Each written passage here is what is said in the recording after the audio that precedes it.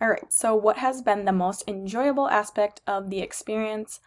I would have to say I've really enjoyed teaching my clients new exercises that they've never done before and seeing their confidence in doing those exercises increase. I've also enjoyed working through clients' barriers, and helping them stay motivated and excited to work out. I think that the most rewarding aspect for me has been just seeing those small improvements in each of my clients.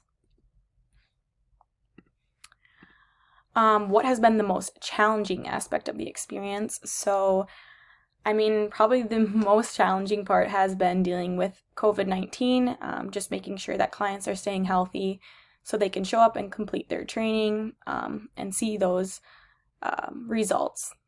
Another one being, I guess, the equipment being limited due to the space that we're given. And lastly, what is your focus moving forward with your clients and why? So I think the biggest one is just keeping that consistency of working out with my clients, because I know they stated that during these cold winter times, it can be hard to stay motivated and go to the gym. I really hope that they just stick to their routine and continue to slowly see those improvements, as well as possibly increasing those frequencies and intensities to improve that muscular strength.